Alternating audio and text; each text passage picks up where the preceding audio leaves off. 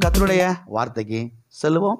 ஏசாயா தீர்க்க தரிசன புஸ்தகம் 53வது அதிகாரம் 5வது வசனம். நம்முடைய மீறுதல்களின் நிமித்தம் அவர் காயப்பட்டு, நம்முடைய அக்கிரமங்களின் நிமித்தம் அவர் நொறுக்கப்பட்டார். நமக்கு சமாதானத்தை உண்டு பண்ணும் ஆக்கினை அவர் மேல் வந்தது. அவருடைய தழும்புகளால் குணமாகிறோம். ஜெபிப்போம். அன்பின் பிதாவே, கர்த்தராகிய இயேசு நாமத்தில் உம்முடைய சமூகத்தில் நாங்கள் வருகிறோம். ஆசீர்வதிக்கப்பட்ட இந்த நல்ல காலை வேளைக்காக உமக்கு ஸ்தோத்திரம். காலைதோறும் உம்முடைய கிருபை புதிதாக இருக்கிறது என்று நாங்கள் சத்திய வேதத்திலே வாசிக்கிறோமே தகப்பனே. சத்திய ஆவியானவரே, உம்முடைய புதிய கிருபையினால் எங்களை நிரப்பும்.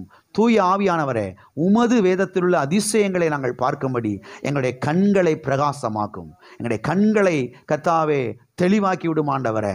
தகப்பனே, சத்தியத்தின் ஆழத்துக்குள்ளே நாங்கள் வர எங்களுக்கு உதவி செய்யுங்க. தூய ஆவியானவரே, வெளிச்சம் போட்டு காண்பீங்க ஆவியானவரே. எங்களுடைய இருதயத்தில் பதிங்க ஆவியானவரே. சத்தியங்களை எங்களை ஒப்பு கொடுக்கிறோம். கிருபையுள்ள வசனத்துக்கும் உமக்கும் இயேசுவின் நாமத்தில் பிதாவே, ஆமென். மறுபடியும் வாசிக்கிறேன், கவனியுங்கள்.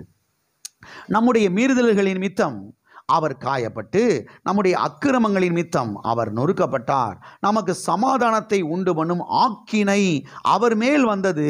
அவருடைய தழும்புகளால் குணமாகிறோம். இந்த வசனத்தில் அநேக காரியங்களை நாம் பார்த்தோம். அது மாத்திரமல்ல, இந்த வசனத்தில் நாம் கவனிக்க வேண்டிய ஒரு முக்கியமான இன்னொரு வார்த்தை என்னவென்று சொன்னால், அவருடைய தழும்புகளால் குணமாகிறோம். எல்லாம் சொல்லுங்க, அவருடைய தழும்புகளால் குணமாகிறோம். ஆமென். புதிய ஏற்பாட்டில் இது எப்படி வந்திருக்கிறது? அவருடைய தழும்புகளால் குணமானீர்கள். அவருடைய தழும்புகளால் என்ன செய்தீர்கள்? குணமானீர்கள். இன்றைக்கு பாருங்க, இந்த உலகத்திலே பார்த்தீர்கள் என்று சொன்னால் பலவிதமான வியாதிகள் இருக்கிறதை நாம் பார்க்கிறோம். புது புது வியாதிகள் அது வந்து கொண்டே இருக்கிறது. இவ்வளவு வியாதிக்கும் மூல காரணம் என்னவென்று சொன்னால் மனுஷனுடைய பாவம். இதை நீங்கள் தெளிவாய் புரிந்து கொள்ள வேண்டும். கடவுள் தான் வியாதி அனுப்புகிறாரு, கடவுள் தான் வியாதியை பரப்பி ஜனங்களை கொல்றாரு அப்படின்னு சில சபைகளில் கூட போதிக்கிறாங்க. இன்னைக்கு கிறிஸ்தவ சபைகளில் நான் சொல்கிறேன், அது தவறு, முற்றிலும் தவறு. அருமையான தேவனுடைய பிள்ளைகளை கவனியுங்கள். பலவிதமான வியாதிகள் வந்து கொண்டிருக்கிறது தேசத்தில். புது புது வியாதிகள் பேரை வைத்துக்கொண்டே இருக்கிறாங்க. இந்த வியாதிக்கு இந்த பேரை வைப்போம், அந்த வியாதிக்கு அந்த பேரை வைப்போம் சொல்லி வைத்துக்கொண்டே இருக்கிறார்கள். அருமையானவர்களை கவனியுங்கள். இவ்வளவு வியாதிகளுக்கும் மூல காரணம் என்ன? ஆணிவேர் என்னவென்று சொன்னால் மனுஷனுடைய பாவம், மனுஷனுடைய கீழ்ப்படியாமை, மனுஷனுடைய அக்கிரமம், மனுஷனுடைய மீறுதல். அருமையானவர்களை கவனியுங்கள்.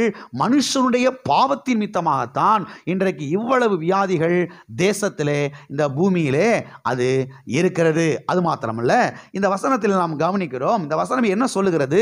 அவருடைய தழும்புகளால் நாம் என்ன செய்கிறோம்? குணமாகிறோம். எல்லாம் சொல்லுங்க, அவருடைய தழும்புகளால் நான் குணமாகிறேன். அவருடைய தழும்புகளால் நான் குணமானேன். யாருடைய தழும்புகளால்? இயேசுவின் தழும்புகளால். இயேசுவின் தழும்புகளால் நான் என்ன செய்தேன்? குணமானேன். சரி, இந்த தழும்பு எப்படி வந்துச்சு? இயேசுவின் தழும்புகளால் நான் குணமானேன். இந்த தழும்பு எப்படி வந்துச்சு? இந்த தழும்பு எப்படி வந்துச்சு தெரியுமா? காயத்தினால் என்ன செய்தது? வந்தது. காயம் முதலாவது ஏற்பட்டது. அந்த காயத்திலிருந்து எது வந்திருக்கிறது? தழும்புகள் வந்திருக்கிறது. 2000 ஆண்டுகளுக்கு முன்பதாக இயேசு கிறிஸ்து கல்வாரி சிலுவையிலே நமக்காக அவர் தண்டிக்கப்பட்டார்.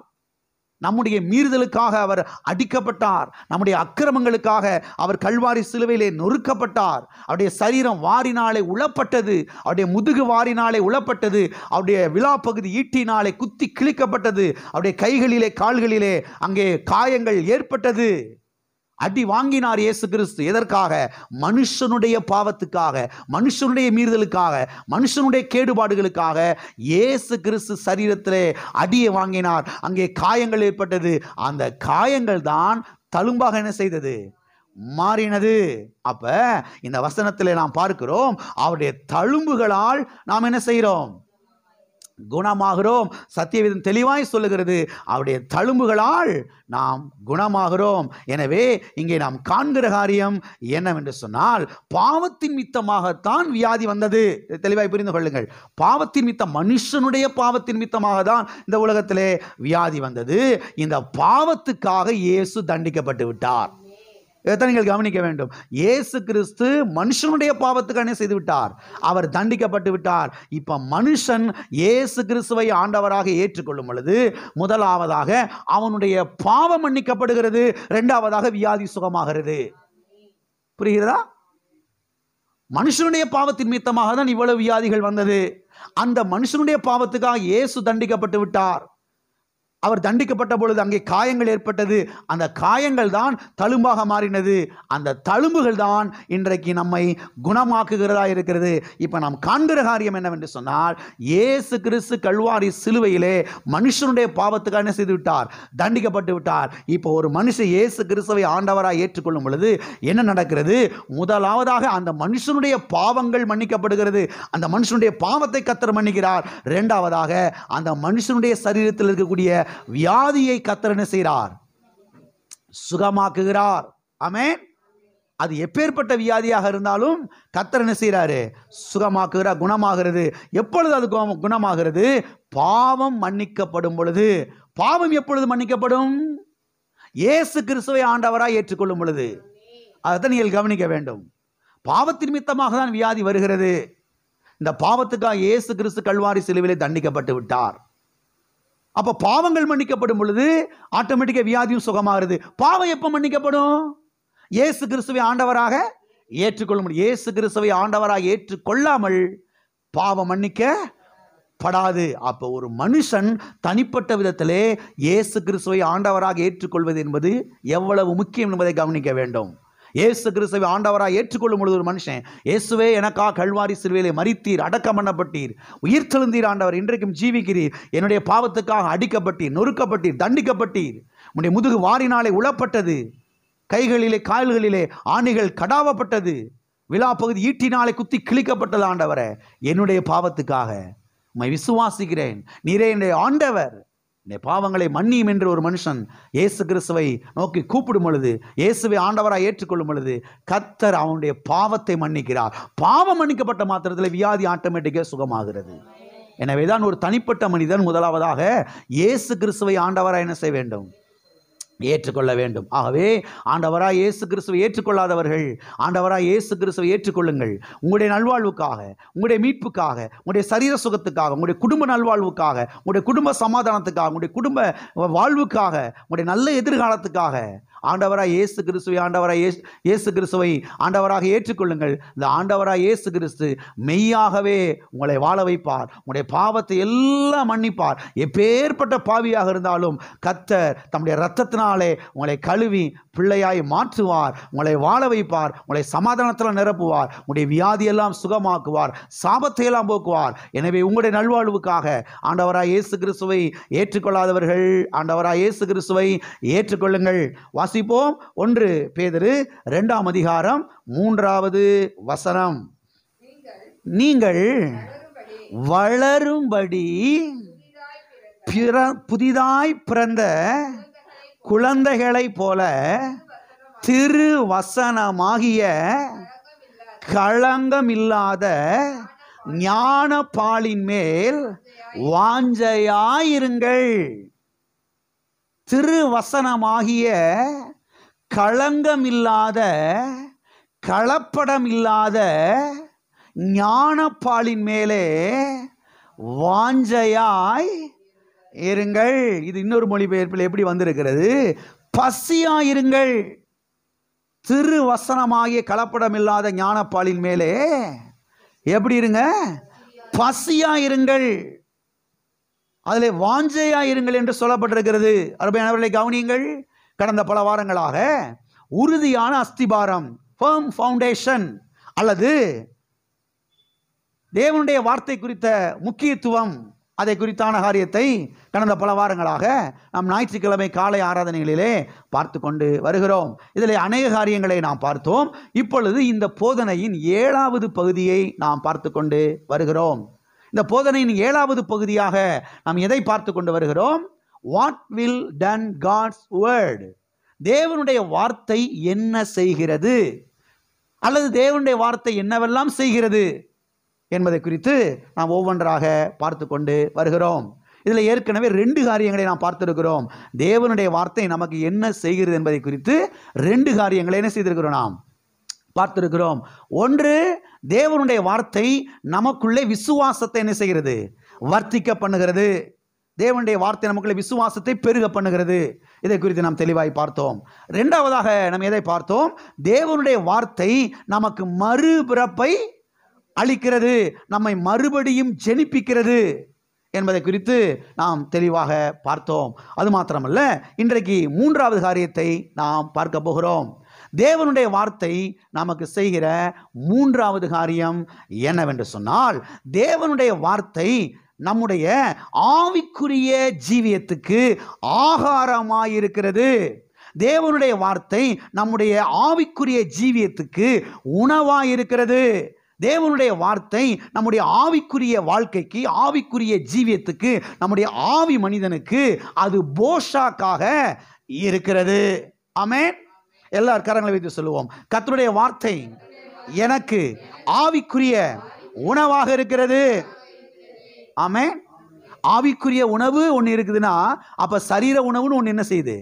இருக்குது. சரீர உணவு ஒன்று இருக்குதுன்னா, அப்ப ஆவிக்குரிய உணவுன்னு ஒன்று என்ன செய்யுது? இருக்கிறது. சரீரத்துக்கு சாப்பாடு கரெக்டாக போடுறீங்களா? போடலையா? கரெக்டாக போடணும். கஞ்ச பிசுனாரியா இருக்கக்கூடாது. சரீரத்தை நல்லா கவனிக்கணும். சரீரத்துக்கு நல்ல உணவுல கொடுக்கணும். ஊசி போனது, அழுகி போனது, கழிச்சு கட்டினது, என்னத்தை தின்னு தொலைப்போ, எல்லாம் மண்ணுக்குள்ள போற கழுதை தானே அப்படின்னு பேய்த்தனமாலாம் பேசக்கூடாது. எல்லாம் இருக்கிறீங்களா? சரீரத்துக்கு நல்ல உணவுல கொடுக்கணும், நல்லா கவனிக்கணும். இது கர்த்தர் கொடுத்த சரீரம், இது உங்க அப்பா அம்மா கொடுத்த சரீரம் கிடையாது.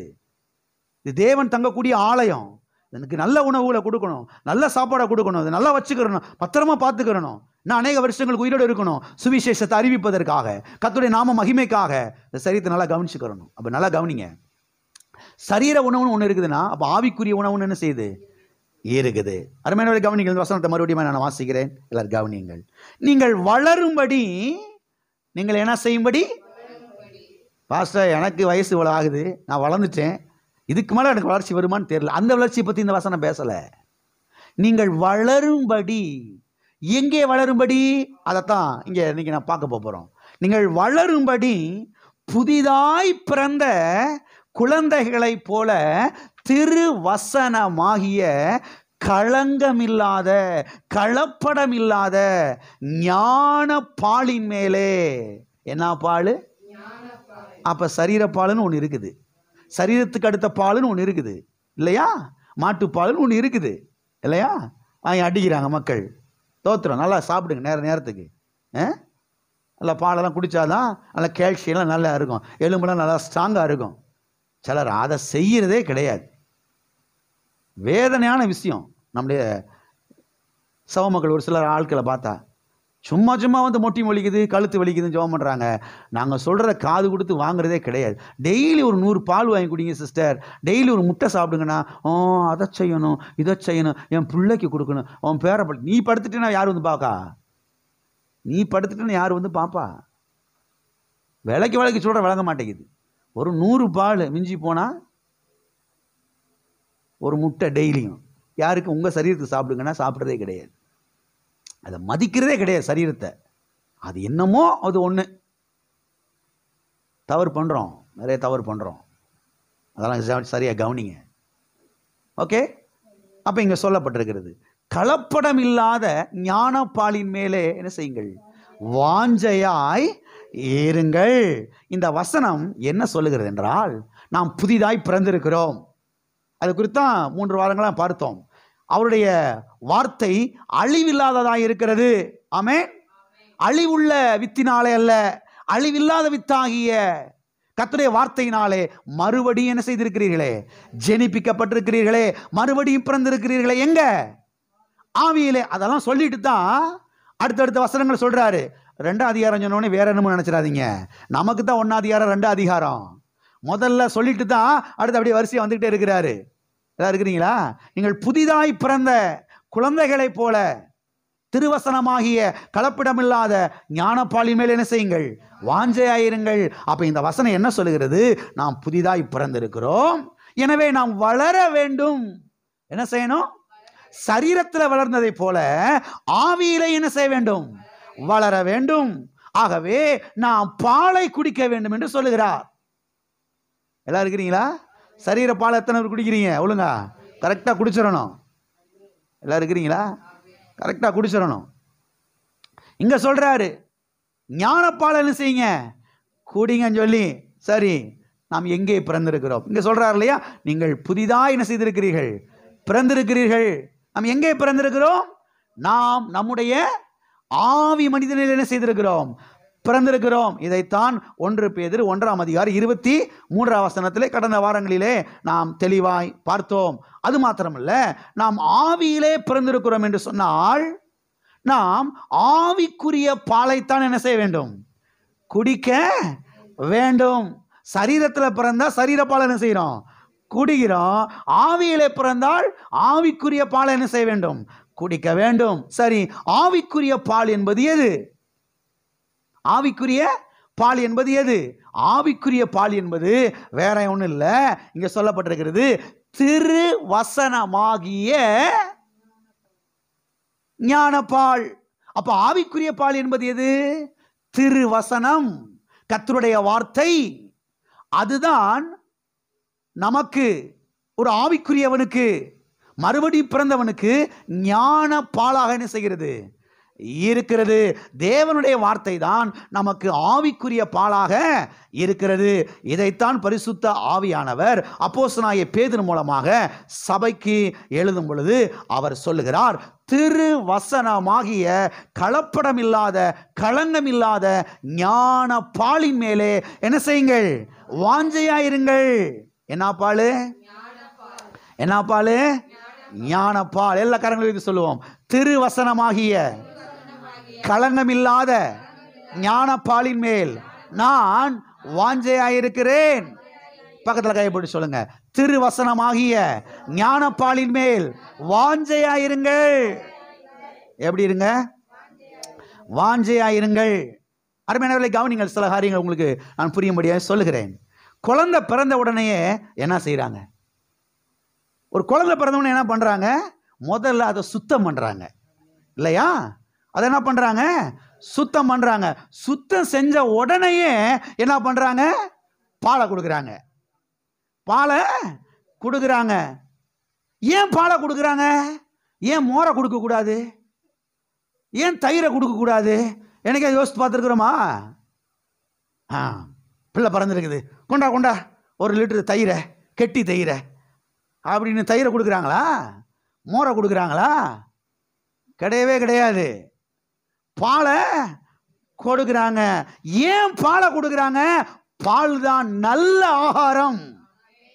தெளிவாய் புரிந்து கொள்ளுங்கள் நீங்கள் சில காரியங்களை. நீங்கள் பால் தான் அந்த குழந்தைக்கு நல்ல ஆகாரம். எல்லாம் இருக்கிறீங்களா? அருமையான தேவனுடைய பிள்ளைகளை கவனியுங்கள். இதை போலதான் ஆவிக்குரிய ஜீவியத்திலும் கூட ஒரு மனுஷன் ஆவியிலே பிறந்த உடனேயே அவனுக்கு எதை கொடுக்க வேண்டும் என்றால் திருவசனமாகிய ஞானப்பாலை கொடுக்க வேண்டும். எதை கொடுக்கணும்? திருவசனமாகிய ஞானப்பாலை கொடுக்க வேண்டும். ஏன் திருவசனமாகிய ஞானப்பாலை கொடுக்க வேண்டும்? திருவசனமாகிய ஞானப்பால் தான் ஒரு ஆவிக்குரிய குழந்தைக்கு, மறுபடியும் பிறந்தவனுக்கு நல்ல ஆகாரமாக இருக்கிறது. நல்ல உணவாக இருக்கிறது, நல்ல போஷாக்காக இருக்கிறது. எனவேதான் திருவசனமாகிய ஞானப்பாலின் மேலே நாம் என்ன செய்ய வேண்டும்? வாஞ்சையா இருக்க வேண்டும். திருவசனமாகிய ஞானப்பாலை கொடுக்க வேண்டும். ஒரு மனுஷனை ரட்சிப்புக்குள் வழி நடத்துகிறோம், ஆண்டவருக்கு நேராக வழி நடத்துகிறோம், உடனே அவனை எங்கே கொண்டு வரணும்?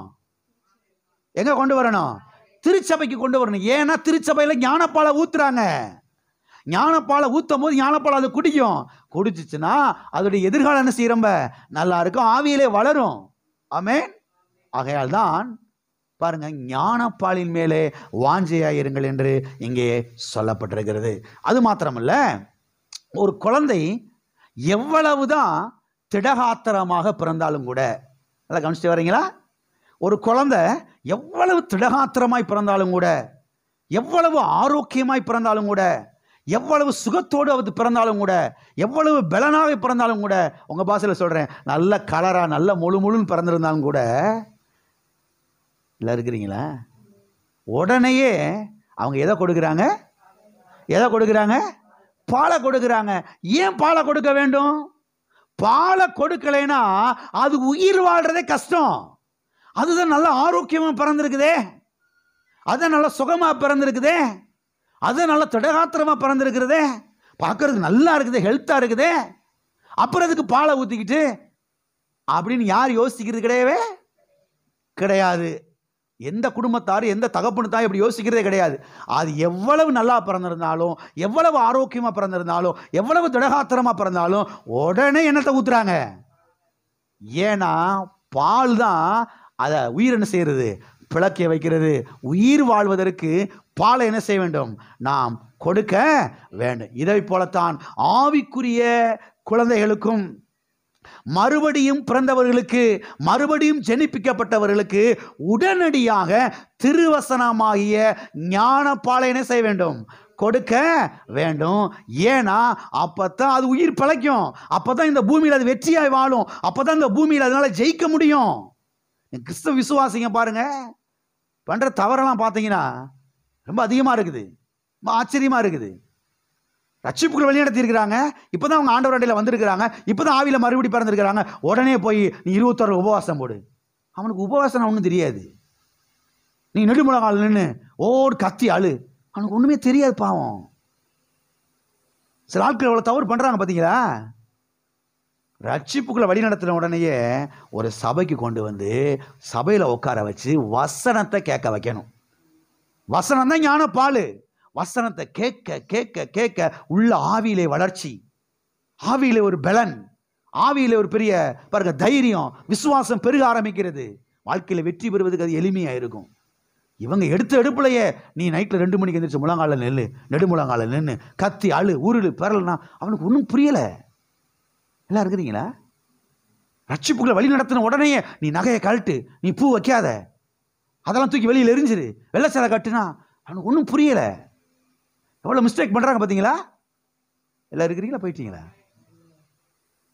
ரட்சிப்புக்குள்ள வழி நடத்தின உடனேயே சபைக்கு கொண்டு வந்து வசனத்தை நல்லா கேளு, வசனத்தில் தாகமாயிரு, இந்த வசனத்தை கவனி, இந்த வசனத்துக்குள்ள ஆழமா வா. எல்லாம் இருக்கிறீங்களா? எனக்கு ஒருத்தர் சொல்லி கொடுத்தாரு சின்ன பையனா இருக்கும்போது. பாரு, சபைக்கு வந்தேன்னா பாஸ்டருடைய வாயை மாத்திரம் கவனிச்சுக்கிட்டே இரு. உண்மைங்க, வேற எதையுமே மைண்ட் எங்க சதறவே கூடாது. 7th ஸ்டாண்டர்ட் படிச்சுக்கிட்டு இருப்பேன், சின்ன பிள்ளை. இப்படியே கூட்டத்தை பார்த்தோம், அங்கிட்டு பிராக்கு பார்க்கணும். அந்த காலம் இன்னைக்கு இருக்க காலங்கள் கிடையாது. அன்னைக்குன்னா இப்படி வேடிக்கை பார்த்துட்டு அப்படியே அவங்க என்ன சொல்லி கொடுத்தாரு. பாரு, பாஸ்டருடைய வாயை மாத்திரம் கவனிச்சுட்டு 1.5 மணி நேரம் பிரசங்கம் பண்ணுவார். 11 மணிக்கு ஆரம்பிச்சாருன்னா 2 மணிக்கு முடிவார் பிரசங்கத்தை மட்டுமே. வாயை மாத்திரம் கவனிச்சுட்டாரு. அன்னைக்கு கவனிச்சு இன்ன வரைக்கும் கவனிச்சுட்டு இருக்கிறேன். வசனம் வாயை கவனிக்க கவனிக்க, அந்த வார்த்தையை கேட்க கேட்க கேட்க வார்த்தை உள்ள போக போக உள்ள வளர்ச்சி, உள்ள பாருங்க விசுவாசம் பெருக ஆரம்பிக்குது, தைரியம் உண்டாக ஆரம்பிக்குது. எல்லாம் இருக்கிறீங்களா? அப்ப மறுபடியும் பிறந்தவர்களுக்கு பாருங்க நல்ல ஆகாரம் எதுனா திருவசனமாகிய ஞானப்பால். ஆமென். ஆகவே ஒரு குழந்தை எவ்வளவு திடகாத்திரமா பிறந்திருந்தாலும் கூட யாரும் பாலை கொடுக்காம விட்டுறது கிடையவே. அதான் நல்லா பிறந்திருக்குதுல்ல, அப்புறம் எதுக்கு பாலை கொடுத்துக்கிட்டு போடு, அப்படி வாட்டுக்கு தவிக்கிட்டு கையை காலை உதறிக்கிட்டு கிடக்கும் அப்படின்னு யாரும் விட்டுறது கிடையாது. கரெக்டாக கொடுக்குறாங்க. ஏன்னா இந்த பாலை கொடுத்தாதான் அது உயிர் என்ன செய்யும்? வாழும்.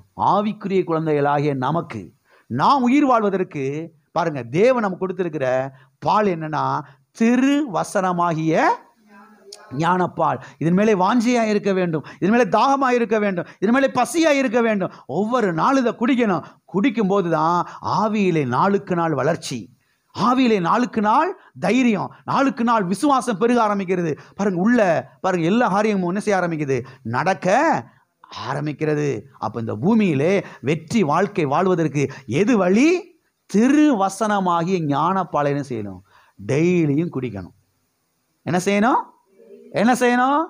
டெய்லியும் குடிக்கணும். அது மாத்திரமல்ல, ஒரு குழந்தை பிறந்த உடனேயே அந்த குழந்தை என்ன பண்ணுதுன்னா, இல்லை கவனிச்சிட்டே வரீங்களா? ஒரு குழந்தை பிறந்த உடனேயே அந்த குழந்தை என்ன பண்ணுது தெரியுமா? அந்த குழந்தை பாலின் மேலே என்ன செய்யுது? வாஞ்சியா இருக்குது, பாலின் மேலே ஏக்கமா இருக்குது. வயிற்றுக்குள்ள இருக்கிறப்ப தொப்புள் கொடி மூலமா அவங்க அம்மா சாப்பிட்ற சாப்பாடெல்லாம் ஆட்டோமேட்டிக்காக போயிடுது. அது வாயை திறக்க வேண்டிய அவசியமே கிடையாது, ஆட்டோமேட்டிக்காக போயிடுது. ஆனால் வெளியில் வந்த உடனேயே அந்த குழந்தை எது மேலே வாஞ்சியா இருக்குது? எது மேலே வாஞ்சியா இருக்குது?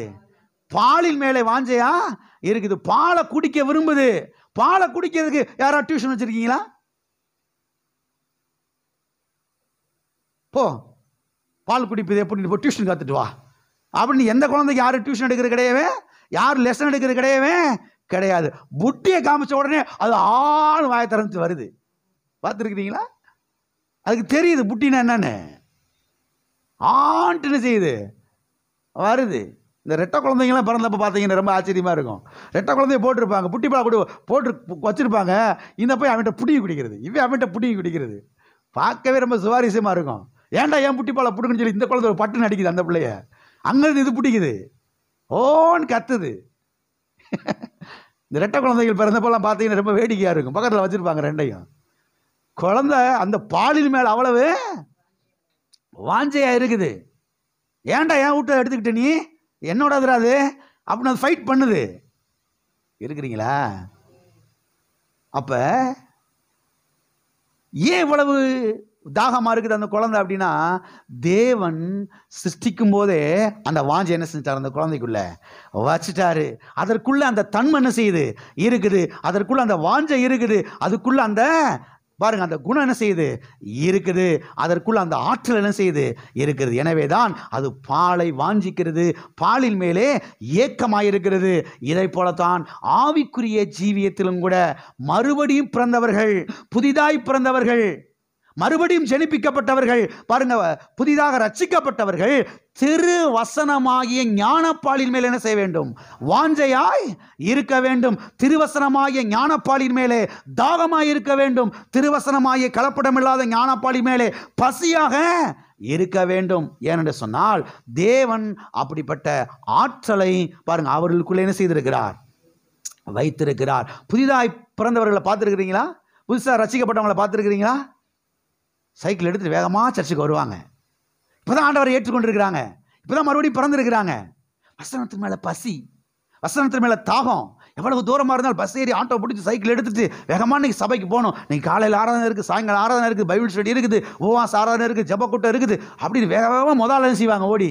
ஏன்னா வசனத்தின் மேலே தாகம், வசனத்தின் மேலே பசி. சில ஆட்கள் பாருங்க ஆரம்பத்தில் அப்படி இருப்பாங்க, போக போய் எப்படி ஆயிடுவாங்க.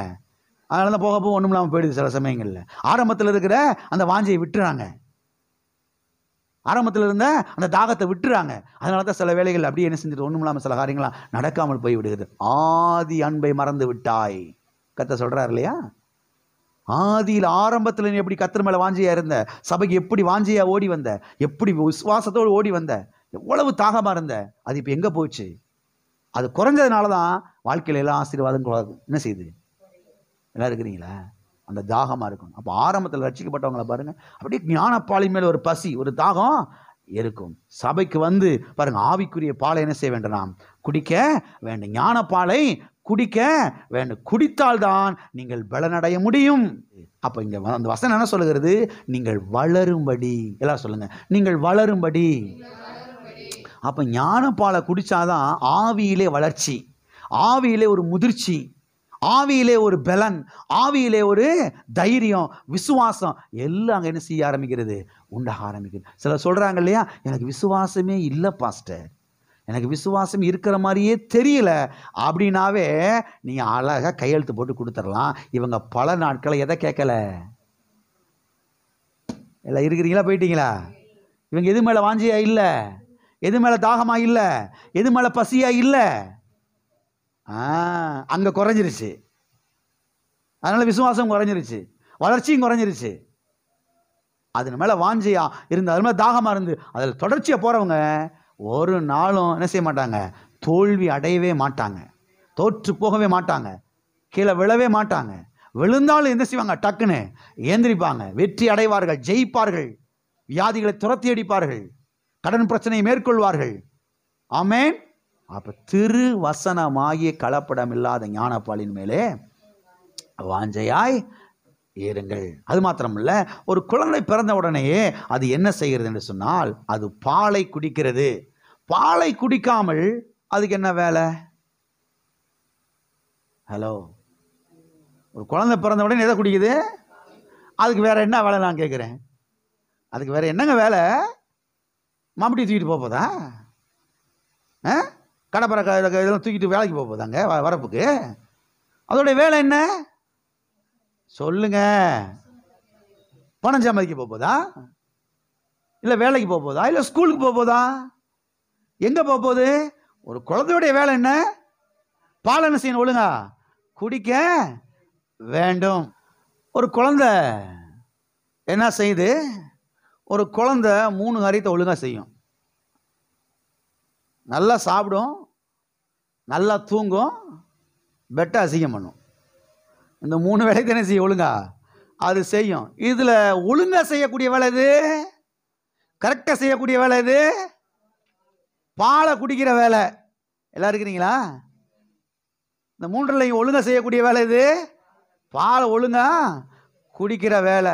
அரை மணி நேரத்துக்கு ஒரு டைம் கரெக்டாக ஊற்றணும், இல்லைன்னா வீட்டில் இருக்கிற எல்லாரையும் ஆட்டி படைச்சிடும். வீட்டில் இருக்கிற எல்லாரும் என்ன செஞ்சிடும்? ஒரு வேலையை பண்ண விடவே வீட்டில் இருக்கிற எல்லாரும் வந்து நின்றுறாங்க அட்டென்ஷனில். வீச்சுன்னு ஒரு சவுண்ட், அவ்வளோதான். வீட்டில் இருக்கிற எல்லாரும் ஆடி போயிடுவான். எனக்கு முதல்ல கவனிச்சுட்டு அப்புறம் வேலையை பார்ப்போம். உனக்கு என்ன வேலை? எனக்கு பாலை ஊற்ற வேண்டிய வேலையை விட்டுவிட்டு நீ பாத்திர வேலைக்கு, துணியை தவ வேலைக்கு, அதெல்லாம் எனக்கு தெரியாது. எனக்கு முதல் என்ன செய்ய? அக்கௌண்ட்டை தீர்த்துருப்ப ஃபஸ்ட்டு. நீ யார் சொல்கிறா?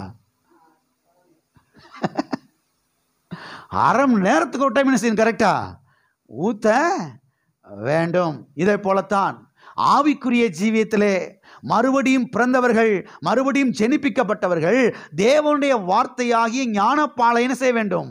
குடித்து கொண்டே இருக்க வேண்டும். சத்திய வேதத்தை வாசித்து கொண்டே இருக்க வேண்டும். அதில் தியானமாக என்ன செய்ய வேண்டும்? இருந்து கொண்டே இருக்க வேண்டும். பிரசங்க செய்திகளை போட்டு என்ன செய்ய வேண்டும்? கேட்டுக்கொண்டே இருக்க வேண்டும். அப்பத்தான் கிறிஸ்தவ வாழ்க்கையிலே என்ன செய்ய முடியும்? நாம் உயிர் வாழ முடியும், கிறிஸ்தவ வாழ்க்கையில வெற்றி பெற முடியும். அந்த காலம் மாதிரிலாம் கிடையாது. அந்த காலத்துல பாருங்க, ஒரு கேசட்டை வாங்கணும், அதுக்கு ஒரு டேப் ரெக்கார்டை வாங்கணும்.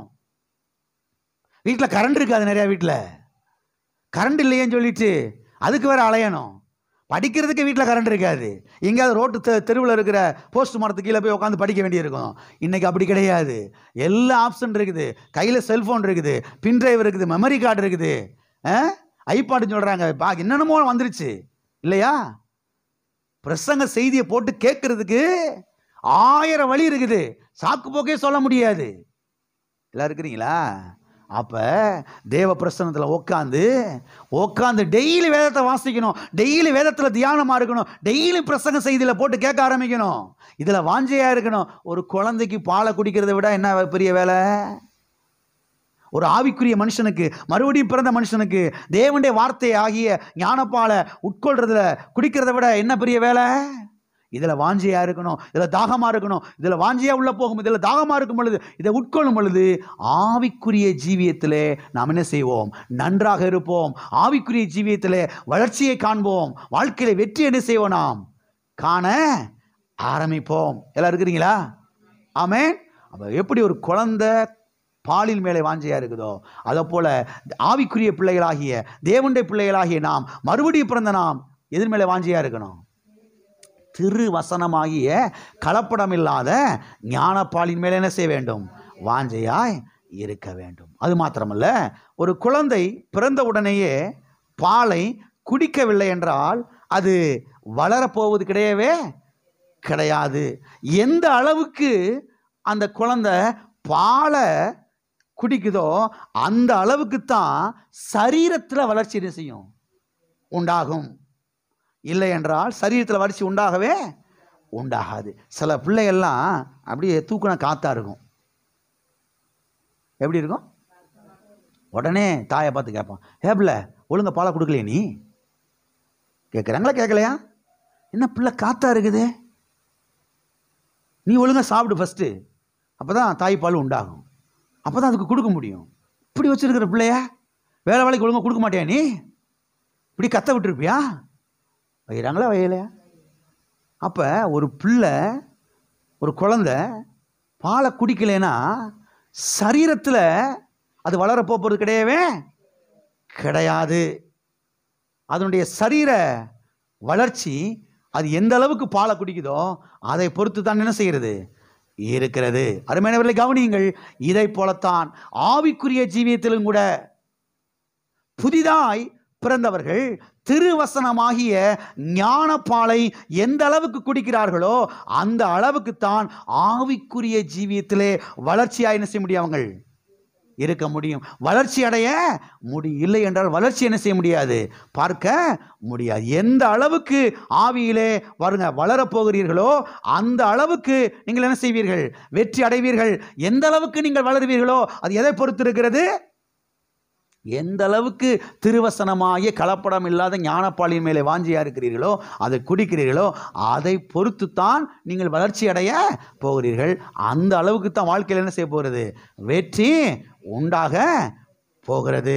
அது மாத்திரமல்ல, கவனிங்க, ஒரு குழந்தை பாலை குடிக்கவில்லை என்று சொன்னால் அந்த குழந்தைக்கு, இதை கவனிச்சுட்டு வரீங்களா, அந்த குழந்தைக்கு நோய் எதிர்ப்பு சக்தி இருக்காது. ஒரு குழந்தை தாய்ப்பாலை குடிச்சு வளரலைன்னா அந்த குழந்தைக்கு என்ன இருக்காது? நீங்கள் எவ்வளவுதான் ஆட்டுப்பாலையோ மாட்டுப்பாலையோ என்னென்னமோ பால் இருக்குது, கழுதைப்பால்லாம் ஊற்றுறாங்க இந்த ஊரில். கழுதைப்பாலை ஊற்றி தான் புத்தி கெட்டு போய் படிப்பே வரலை. சரி, அது இருக்கட்டும், நமக்கு தேவையில்லை. எவ்வளவுதான் அந்த பாலெல்லாம் கொடுத்தாலும் தாய்ப்பாலை கொடுக்குற மாதிரி என்ன செய்யாது? வராது. ஏன் இந்த பிள்ளைக்கு தாய்ப்பாலை கரெக்டாக கொடுக்க சொல்கிறாங்க அப்படின்னா, நோய் எதிர்ப்பு சக்தி அப்போ தான் இந்த பிள்ளைக்கு அதிகமாக என்ன செய்யும்? உண்டாகும். இன்னொரு காரியத்தை சொல்கிறேங்க அவனிங்க, ஒரு குழந்தை தாய்ப்பாலை குடித்தாதான் மூளை வளர்ச்சி நன்றாக இருக்கும் என்று மருத்துவர்கள் சொல்லுகிறார்கள். அப்போ பால் என்பது ஒரு குழந்தைக்கு எவ்வளவு முக்கியம் என்பதை நீங்கள் எண்ணி பார்க்க வேண்டும். ஒரு குழந்தைக்கு எவ்வளவு அவசியமான ஒன்று என்பதை நீங்கள் என்ன செய்ய வேண்டும்? கவனிக்க வேண்டும். பால் மேலே வாஞ்ச இருந்தாதான் நோய் எதிர்ப்பு சக்தி உண்டாகும், மூளை வளர்ச்சி அதிகமாக உண்டாகும். என்னுடைய மூத்த மக லாரல் கேகி பிறந்திருந்தப்ப பால் குடி நிறுத்தணுமேன்னு சொல்லிட்டு நாங்கள் முயற்சி பண்ணி டாக்டர்கிட்ட போய் கேட்டோம். நம்ம ஜெயச்சந்திரன் டாக்டர்கிட்ட போய் கேட்டோம், டாக்டர் பால் குடி நிறுத்தணும், என்ன பண்ணுறதுன்னு தெரில அப்படின்னு கேட்டோம். அப்போ அவர் கேட்டார், பாஸ்டர் பாப்பாவுக்கு எவ்வளோ வயசு அப்படின்னு கேட்டார். 1 வயசு ஆகுது டாக்டர். அவர் சொன்னார், 1.5 வயசுக்கு குறைவாமல் நீங்கள் கொடுத்துட்டே இருக்கணும். இன்னமும் சொல்லப்போனால் 2-3 வயசு வரைக்கும் நீங்கள் கொடுக்கலாம். 1.5 வயசுக்கு முன்னால் நீங்கள் நிறுத்துனீங்க அப்படின்னாரு. 1.5 வயசுக்கு முன்னால் நிறுத்துனீங்க அப்படின்னாரு. ஏன் அப்படின்னு கேட்டால் சொன்னார், தாய்ப்பால் தான் இந்த பிள்ளையோடைய மூளை வளர்ச்சிக்கு ரொம்ப அதிகமாக இருக்கும். நோய் எதிர்ப்பு சக்தி இந்த பிள்ளைக்கு நிறையா இருக்கும். நோய் எதிர்ப்பு சக்தி நிறையா உண்டாகணும்னா, மூளை நல்லா வளர்ச்சி அடையணும்னா, நல்ல ஆரோக்கியமாக வரணும்னா, நல்லா பிரில்லியண்ட்டாக வரணும்னா, எந்த அளவுக்கு தாய்ப்பாலாக கொடுக்குறீங்களோ அந்த அளவுக்கு அந்த பிள்ளை வளர்ச்சி என்ன செய்யும்? அடையும். எல்லாம் இருக்கிறீங்களா? அப்போ சொன்னார், பாஸ்டர் 1.5 வயசுக்குள்ள என்ன செஞ்சிடாதீங்க, நிறுத்திடாதீங்க. எல்லாம் இருக்கிறீங்களா? அருமையானவர்களை கவனியுங்கள். இதை போலத்தான் ஆவிக்குரிய ஜீவியத்திலும் கூட. ஆவிக்குரிய ஜீவியத்திலே பாருங்க, மறுபடியும் பிறந்தவர்கள் திருவசனமாகிய ஞானப்பாலை அடிக்கடி என்ன செய்ய வேண்டும்? குடித்து கொண்டே இருக்க வேண்டும். ஆவியிலே பாருங்க வளர்ச்சி உண்டாக வேண்டும் என்றால், ஆவியிலே பலன் உண்டாக வேண்டும் என்றால், பிரச்சனைகளை எதிர்த்து ஜெயிக்க வேண்டும் என்றால், போராட்டங்களை அடித்து வீழ்த்த வேண்டும் என்றால், வாழ்க்கையில வெற்றி பெற வேண்டும் என்றால், வாழ்க்கையில செழிக்க வேண்டும் என்றால், வாழ்க்கையில ஒரு பெரிய மாற்றத்தை பார்க்க வேண்டும் என்றால், மறுபடியும் பிறந்தவர்கள், கிறிஸ்துவுக்குள் புது சிருஷ்டியா இருக்கிறவர்கள் எதன் மேலே வாஞ்சையா இருக்கணும்? திரு வசனமாகிய கலப்படம் இல்லாத ஞானப்பாலின் மேலே வாஞ்சையா இருக்க வேண்டும், தாகமா இருக்க வேண்டும், அதன் மேலே பசியா இருக்க வேண்டும். அடிக்கடி என்ன செய்ய வேண்டும்? அதை உட்கொள்ள வேண்டும். எல்லாம் இருக்கிறீங்களா? அது மாத்திரமல்ல, டாக்டர் சொன்னாரு 2 வயசுக்குள்ள சாப்பிடக்கூடிய ஆகாரம் தான் அந்த குழந்தையினுடைய பற்கள் எல்லாம் ஸ்ட்ராங்காக இருக்கிறது நல்லா இருக்கும். தாய்ப்பால் எந்த அளவுக்கு அந்த 2 வயசுக்குள்ள கொடுக்குறீங்களோ அந்த அளவுக்கு எது நல்லா இருக்கும்? பல்லெல்லாம் ரொம்ப ஸ்ட்ராங்கா இருக்கும். 2 வயதுக்குள்ள சாப்பிடக்கூடிய ஆகாரம் தான் அந்த குழந்தையின் பாருங்க பற்களையும் சரீர பலனையும் அது நிர்ணயிக்கிறது என்று அவர் எங்களிடத்தில் சொன்னார். இப்போ கொடுக்கக்கூடிய அந்த 2 வயசுக்குள்ள கொடுக்கக்கூடிய தாய்ப்பால் தான் அது 60 வயசு 70 வயசு 80 வயசு 90 வயசு வரைக்கும் அதனுடைய பற்களை ஸ்ட்ராங் படுத்துது, அதனுடைய எலும்புகளை ஸ்ட்ராங் படுத்துது. அதனால பாஸ்டர் 2 வயசு குறைச்சி செஞ்சிடாதீங்க. அதனால தான் இவ்வளவு ஸ்ட்ராங்காக இருக்காளான்னு தெரியல. இருக்கிறீங்களா? போயிட்டீங்களா? அப்போ பால் என்பது ஒரு குழந்தைக்கு எவ்வளவு அவசியமானது என்பதை நாம் எண்ணி பார்க்க வேண்டும். அப்போ மறுபடியும் பிறந்தவர்கள் பாருங்க அடுத்த ஸ்டெப்புக்குள்ள போனோம். மறுபடியும் பிறந்தாச்சு, ஆவியில புது சிருஷ்டியா மாறியாச்சு. அழிவில்லாத வித்தினாலே மறுபடியும் ஜெனிப்பிக்கப்பட்டிருக்கிறீர்களே, மறுபடியும் பிறந்திருக்கிறீர்களே. அப்ப மறுபடியும் பிறந்தாச்சு. இப்ப அடுத்த ஸ்டெப் என்ன? திருவசனமாகிய கலப்படமில்லாத ஞானப்பாலின் மேல் என்ன செய்ய வேண்டும்? வாஞ்சையாய் இருக்க வேண்டும்.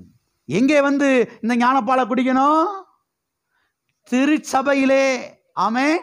தேவன் தம்முடைய சுய இரத்தத்தினாலே சம்பாதித்திருக்கிற திருச்சபையின் மேலே திருச்சபைக்கு வந்து அங்கே என்ன செய்ய வேண்டும்? ஞானப்பாலை குடிக்க வேண்டும். அப்ப திருவசனம் என்பது தேவன் நமக்கு வைத்திருக்கிற ஆவிக்குரிய ஆகாரமாக, ஆவிக்குரிய போஷாக்காக, ஆவிக்குரிய உணவாக இருக்கிறது. ஆமென். அப்போ ஒவ்வொரு ஞாயிற்றுக்கிழமையும் ஒவ்வொரு மாலை ஆராதனைகளிலும் ஒவ்வொரு செவ்வாய்க்கிழமை ஆராதனைகளிலையும் நாங்க என்ன செஞ்சுக்கிட்டு இருக்கீங்க? பாலை ஊத்திக்கிட்டு இருக்கிறோம். நீங்க என்ன பண்ணிக்கிட்டு இருக்கிறீங்க? பாலை குடிச்சுக்கிட்டு இருக்கிறீங்க. ஆமென். களங்கம் இல்லாத, கலப்படமே இல்லாத திருவசனமாகிய ஞானப்பால். கலப்படம் இல்லாம இங்க ஊத்திக்கிட்டு இருக்கிறோம். எல்லாம் இருக்கிறீங்களா? போயிட்டீங்களா? ஆமென். என்ன பாலை ஊத்திக்கிட்டு இருக்கிறோம்? திருவசனமாகிய கலப்படம் இல்லாத ஞானப்பாலை ஊற்றி கொண்டிருக்கிறோம். நாங்க ஊத்துறோம், நீங்க என்ன செய்யணும்?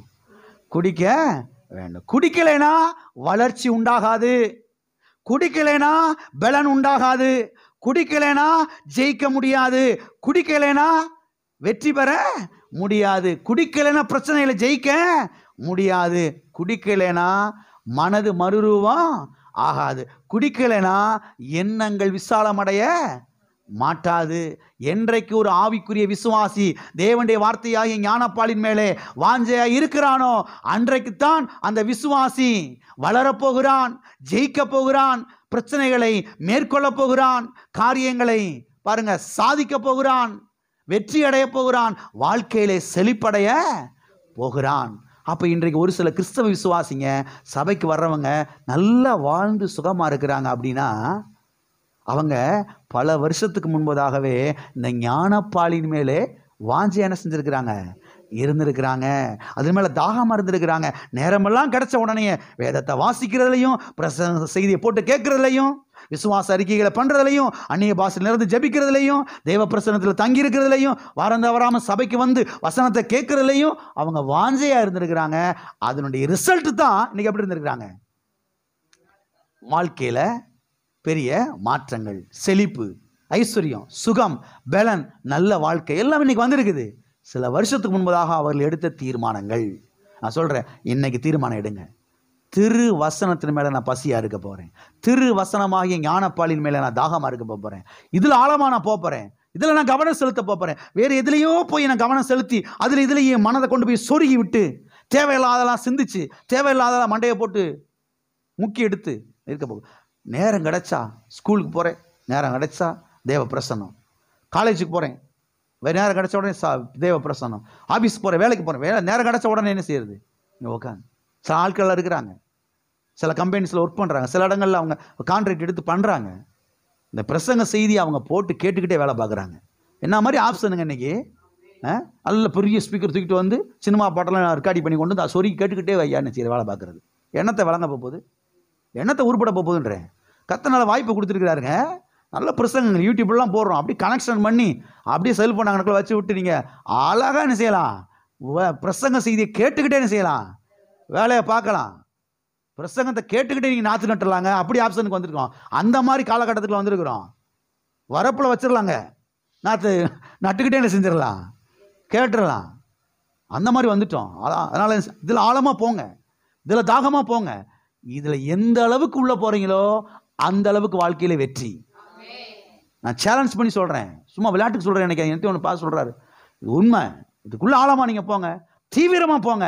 வேதத்தை வாசிக்கிறதுலையும் ஜெபிக்கிறதுலையும் பிரசங்க செய்தி கேட்க, டெய்லியும் பிரசங்க செய்தியை போட்டு கேளுங்க. ஏன்னா பாஸ் நாட்டும் பிரசங்கம் பண்ணால் தானே நம்ம யூடியூப்பில் போட்டிருக்கிறாரு. நம்ம தான் கேட்டாச்சுல, அதான் பெரிய மிஸ்டேக்கு. அதுதாங்க நம்ம பண்ணுற பெரிய மிஸ்டேக்கு. ஒரு முறைக்கு 10 முறை கேளுங்க, போட்டு திரும்ப திரும்ப கேளுங்க. எந்த அளவுக்கு விசுவாசம் உள்ள வளருது பாருங்க, எந்த அளவுக்கு வளர்ச்சி உண்டாகுது பாருங்க, எந்த அளவுக்கு நீங்கள் வாழ்க்கையில் வெற்றி பெறுவீங்க அப்புறம் நீங்கள் பார்ப்பீங்க. திரும்ப திரும்ப போட்டு கேளுங்க. குழந்தை எப்படி அந்த ஞானப்பால், அந்த தாய்ப்பால் மேலே வாஞ்சியாக இருக்குதோ, ஆண் வாயை திறக்குதோ, அதில் பசியாக இருக்குதோ, அதை போல் ஆவிக்குரிய குழந்தைகள் மறுபடியும் பிறந்த நாம் வசனத்தின் மேலே, திரு வசனமாகிய கலப்படம் இல்லாத ஞானப்பாலின் மேலே வாஞ்சியாக இருக்கணும். வாஞ்சியாக இருந்து அதுக்குள்ளே போகும்போது நான் சொல்கிறேன், வாழ்க்கையில் பெரிய பெரிய காரியங்களை என்ன செய்வோம், நாம் கண்டடைவோம். ஆமே, இந்த வாழ்க்கையில் பெரிய வளர்ச்சி என்ன செய்ய முடியும், நான் பார்க்க முடியும். எல்லாம் இருக்கிறீங்களா? ஒரு காரியத்தை பார்த்து நான் முடிக்க போகிறேன். அடுத்த வாரத்தில் இன்னும் முக்கியமான காரியத்தை நான் சொல்ல போகிறேன். தேவனுடைய வார்த்தை பாலா மாத்திரம் கிடையாது, தேவனுடைய வார்த்தை உணவாகவும் இருக்கிறது. இல்லையா? தேவனுடைய வார்த்தை பாலா மாத்திரம் கிடையாது, தேவனுடைய வார்த்தை உணவாக இருக்கிறது. மனுஷன் அப்பத்தினாலே மாத்திரமல்ல, தேவனுடைய வாயிலிருந்து புறப்படுகிற ஒவ்வொரு வார்த்தையினாலும். அப்போ அது பால் மாத்திரம் இல்லை, ஸ்ட்ராங்கான உணவாகவும் இருக்குது. எல்லாம் இருக்கிறீங்களா? இப்போ குழந்தை இருக்குது, குழந்தை கொஞ்சம் வளர்ந்த பிறகு 5 வயசு ஆகிற பிறகு பால் கொடுக்கறது கிடையாது. அடுத்து வேறு உணவுக்கு மாறுறோம் இல்லையா? அப்புறம் 10 வயசு ஆன பிறகு இன்னும் வேறு உணவுக்கு என்ன செய்கிறோம்? நம்ம ஊரில் சொல்கிறாங்க, பல்லு முளைச்சிருச்சு. இதுக்கே பல்லு முளைச்சிச்சு? கறி சாப்பிட. எப்போ கறி சாப்பிட்றது தான் பல்லு முளைச்சிச்சா? வேறு எதுக்கும் பல்லு முளைக்கலையா? நம்ம ஆட்களுக்கு பாருங்கள் எவ்வளோ சந்தோஷம் பாருங்கள். பல்லு முளைச்சோன்னு வீட்டில் இருக்க தாத்தா பாட்டிக்கெல்லாம் சந்தோஷம். ஏன்னா அப்போ கறி வாங்கி கொண்டு வந்து என்ன செய்யலாம், கொடுக்கலாம். கர்த்தருடைய வார்த்தை பாலா மாத்திரம் கிடையாது, கர்த்தருடைய வார்த்தை நமக்கு ஸ்ட்ராங்கான உணவாகவும் இருக்கிறது. அது அடுத்த வாரத்தில் வேதவசனத்திலிருந்து உங்களுக்கு எடுத்து நான் காண்பிக்க போகிறேன். இன்னைக்கு ஒரு காரியத்தை பார்த்து முடிப்போம். என்ன அப்படின்னா, இந்த வசனத்தில் ஒரு எச்சரிப்பு நமக்கு கொடுக்கப்பட்டிருக்கிறது. இந்த வசனத்தில் ஒரு எச்சரிப்பு நமக்கு கொடுக்கப்பட்டிருக்கிறது. என்ன எச்சரிப்பு கொடுக்கப்பட்டிருக்கிறது? வாசிப்போம். 1 பேதுரு 2வது அதிகாரம் 2வது வசனம். சகல துர்க்குணத்தையும் சகலவித கபடத்தையும் வஞ்சகங்களையும் பொறாமைகளையும் சகலவித புறங்குறுதலையும் ஒளிச்சு விட்டு அப்புறம் நீங்கள் வளரும்படி. அங்க ஒன்றும் ஸ்டாப் பண்ணல. இதெல்லாம் ஒழிச்சிட்டு இதெல்லாம் தூக்கி எறிஞ்சிட்டு எதுக்குள்ள வாங்க? திருவசனமாகிய கலப்படம் இல்லாத ஞானப்பால் மேல வாஞ்சியாருங்க. அப்பதான் நீங்க வளர முடியுன்றாரு. அப்போ உங்க வளர்ச்சியை தடுக்கிறது எது? உங்க ஆவிக்குரிய வளர்ச்சியை தடுக்கிறது எது? அதைத்தான் அநேக கிறிஸ்தவ விசுவாசிகள் கவனிக்கிறது. அன்னைக்கும் அப்படிதான், இன்னைக்கு அப்படிதான், எனக்கு அப்படிதான் போல. கவனிக்கிறதே கிடையாது. ஏன் பாஸ்டர் நான் சபைக்கு வந்து இவ்வளவு பிரசங்கத்தை கேட்டோம், ஒன்றும் நடக்கல? ஏன் நடக்கலன்ற ஆன்சர் இருக்குது. கவனிங்க. சில ஆளுக்கு அப்படி உம்முன்னு போய் உட்காந்துருவாங்க. என்ன உம்முன்னு உட்காந்துருக்கிறீங்க? எங்க மிஸ்டேக் விட்டோன்னு பாருங்க, எங்க தவறு விட்டுருக்கோன்னு பாருங்க. எல்லாம் இருக்கிறீங்களா? சபைக்கு வார வாரம் வர்றேன், பிரசங்கத்தை கேட்குறேன், பாஸ் சொன்ன மாதிரி சில வாரங்களை பண்ணுறேன், பண்ணியும் ஏன் வளர்ச்சி வரல? ஏன் வெற்றி பார்க்க முடியல? ஏன் ஒரு செழிப்பை பார்க்க முடியல? அப்படின்னா அங்கே ஏதாவது தடையில் என்ன செய்யலாம், இருக்கலாம். என்னன்னு பாருங்க. 2 வசனம் சொல்லுகிறது. வாசிக்கிற மறுபடியும் ஆகி, சகல துர்க்குணத்தையும் என்ன குணம்? என்ன குணம்? துர்க்குணம், கெட்ட குணம், கெட்ட கேரக்டர், கெட்ட கேரக்டர், சகல துர்க்குணத்தையும் சகலவித கபடத்தையும், என்னது? கபடத்தையும், வஞ்சகங்களையும், என்னது? வஞ்சகங்களையும், பொறாமைகளையும், சகலவித புறங்கூறுதலையும். என்ன கூறுதல்? விளக்கம் தேவையில்லை நினைக்கிறேன். சகலவிதமான புரணி பேசுதலையும் அதை ஒழித்து விட்டு என்ன செய்து விட்டு? ஒழித்து விட்டு நீங்கள் வளரும்படி திருவசனமாகிய கலப்படமதாத ஞானப்பாலின் மேலே வாஞ்சையாய் ஏறுங்கள் என்று சொல்லப்பட்டிருக்கிறது. அப்ப இவைகள் எல்லாம் ஒழித்து விட்டாதான்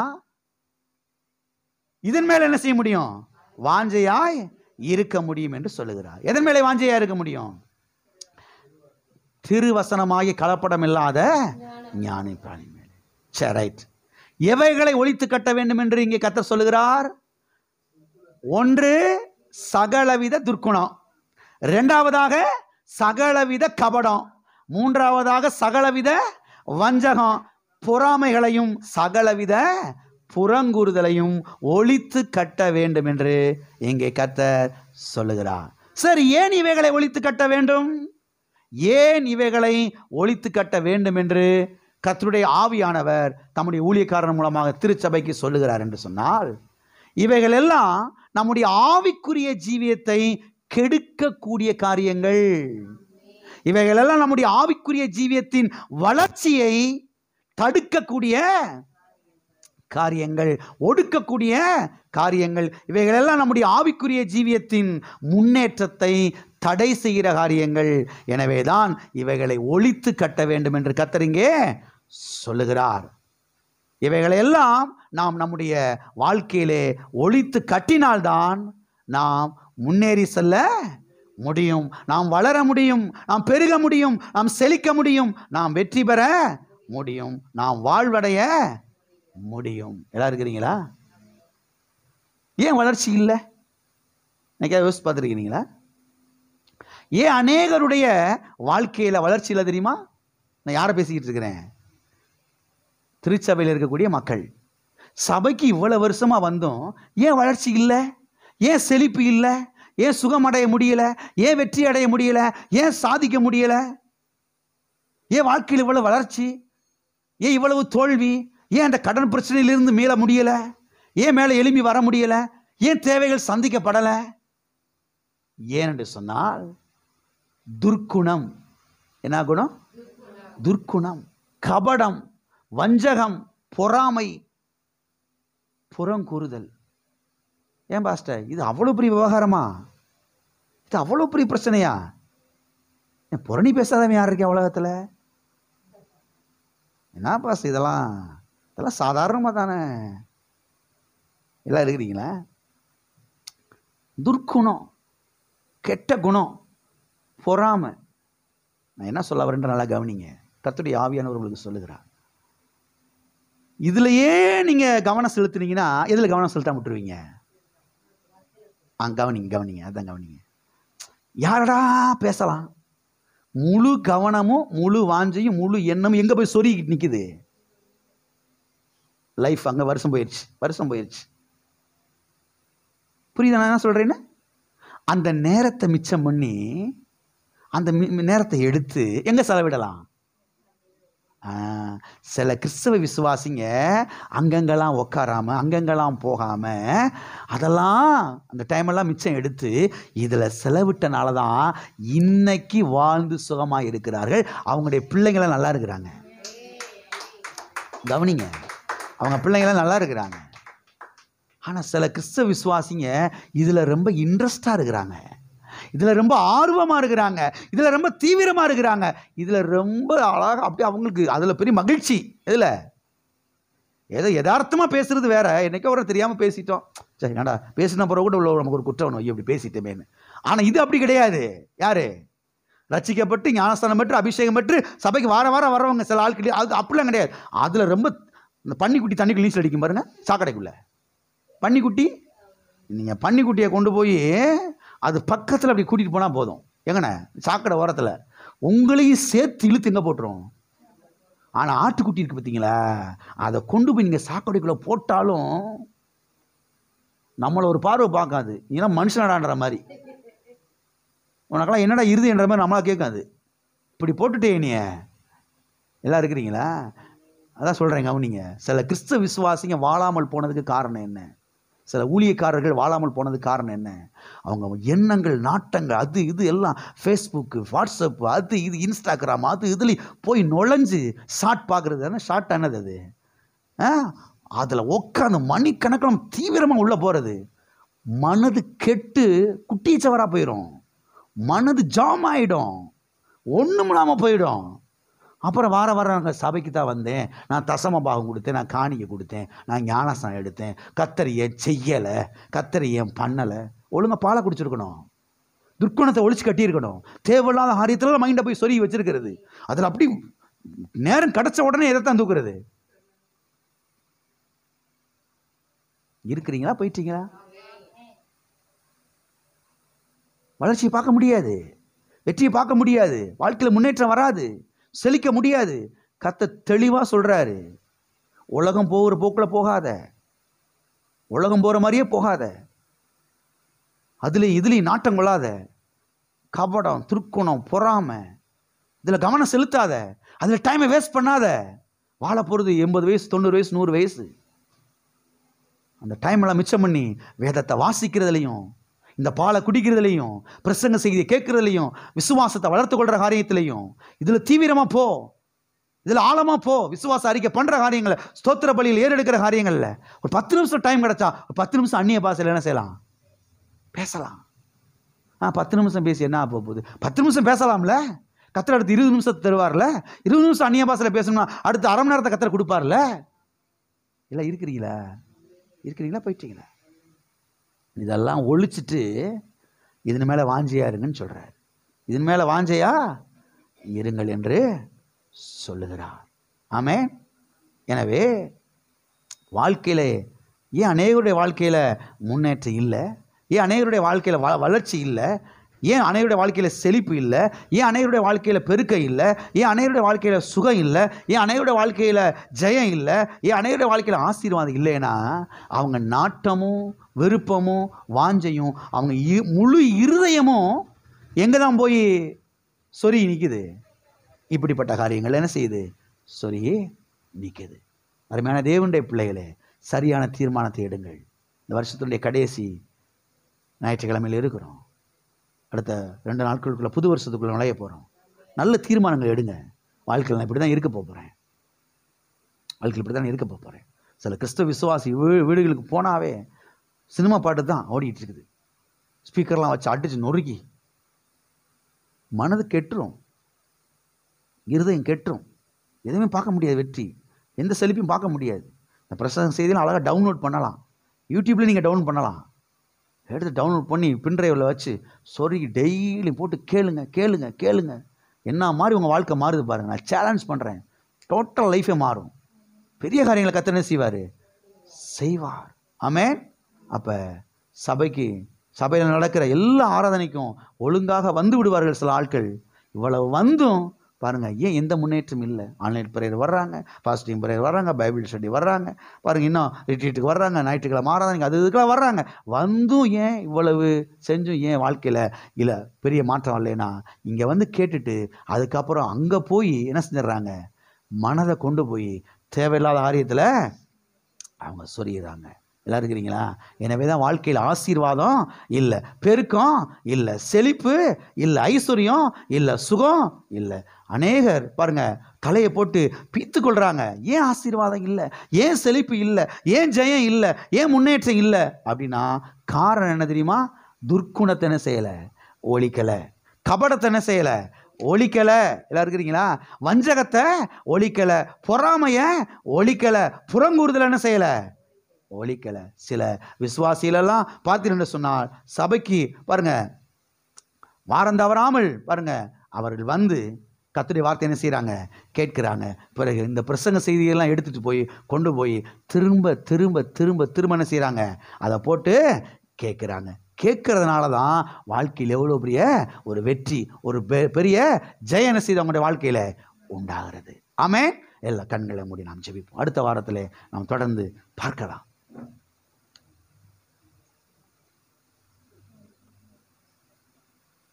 கர்த்தர் சொல்றாரு, இந்த கபடம், வஞ்சகம், பொறாமை, புறங்குறுதல் இதெல்லாம் உன்னுடைய ஆவிக்குரிய ஜீவியத்தை கெடுக்கக்கூடியது. இவைகளெல்லாம் உன்னுடைய ஆவிக்குரிய வளர்ச்சியை கெடுக்கக்கூடியது. உன்னுடைய ஆவிக்குரிய ஜீவியத்தை அது கெடுத்து போட்டுரும், உன் இருதயத்தை கெடுத்து போட்டுரும். எனவே தான் கர்த்தர் சொல்றாரு, இதெல்லாம் ஒழித்து கட்டு என்று. ஒரு சின்ன கிண்ணத்தில் ஒரு பெரிய சட்டியில் 2 லிட்டர் பாலை வைக்கிறோம். அந்த 2 லிட்டர் பாலில் ஒரு சின்ன ஒரு டிராப், ஒரு சொட்டு விஷத்தை விட்டாலும் அவ்வளவு பால் கெட்டுரும். இதை போல தான் தவறான காரியத்தை இருதயத்துக்குள்ள நுழைவிடக்கூடாது.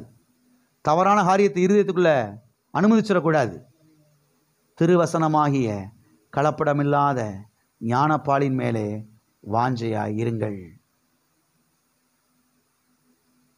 இந்த காரியத்தை எல்லாம் நீங்கள் ஒழித்து விடவில்லை என்றால் இவைகள் நம்மை ஒழித்து விட்டுரும். அதை நீங்கள் கவனிக்கணும். இந்த போராமல், துர்க்குணம், கபடம், புறங்குறுதல் இதெல்லாம் ஒழிச்சு கட்டணும். இதை ஒழிச்சு கட்டலைன்னா இது என்ன செஞ்சிடும் நம்மளை? அப்போ இவைகளை ஒழித்து விட்டுத்தான் கர்த்தருடைய வசனத்தின் மேலே என்ன செய்ய வேண்டும்? வாஞ்சையாய் இருக்க வேண்டும். அருமையான தேவனுடைய பிள்ளைகளே, அடிக்கடி கர்த்தரிடத்திலே ஜெபிக்க வேண்டும். என்ன ஜெபிக்க வேண்டும்? தேவனே, இப்படிப்பட்ட அசுத்தங்களை ஒழித்து கட்ட எனக்கு உதவி செய்யும். உங்களுடைய உதவி எனக்கு தேவை ஆண்டவரே. ஆண்டவராய் இயேசு சொன்னார், என்னை அல்லாமல் உங்களால் ஒன்றும் செய்யக்கூடாது. ஆவியானவர் இன்னைக்கு நமக்குள்ளே இருக்கிறார்.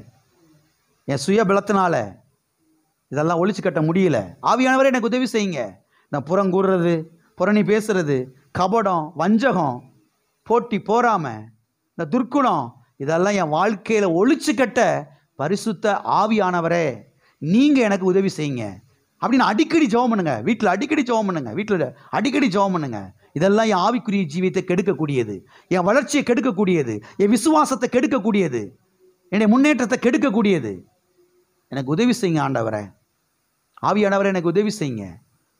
திருவசனமாகி கலப்படமில்லாத ஞானப்பாலின் மேலே நான் வாஞ்சையாக இருக்கிறேன், அதன் மேலே பசியாக இருக்கிறேன், அதன் மேலே தாகமாக இருக்கிறேன்.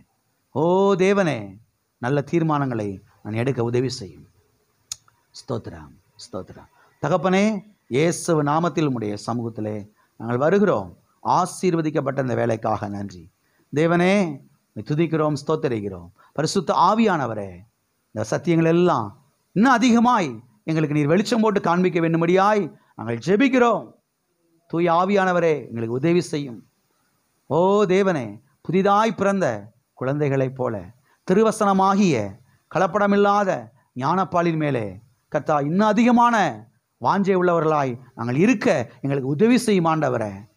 கர்த்தாவே, வாழ்க்கையில் நாங்கள் வெற்றி பெற, ஜெயிக்க, முன்னேறி மேலே வர எங்களுக்கு உதவி செய்யும். கர்த்தாவே, உடைய கல்வாரியை நோக்கி பார்க்கிறோம், உடைய தழும்பை நோக்கி பார்க்கிறோம், உடைய காயங்களை நோக்கி பார்க்கிறோம். எங்களுடைய மனது எங்கேயோ போய் சொருகி கொண்டிருக்கக்கூடாது, எதுலேயோ நாட்டமாக இருக்கக்கூடாது. உண்மையிலே உடைய வார்த்தையின் மேலே, உடைய கல்வாரியின் மேலே எங்களுடைய மனது பதிக்கப்பட வேண்டுமே. உதவி செய்யும், நடத்தி செல்லும். இயேசு நாமத்தில் பிதாவே.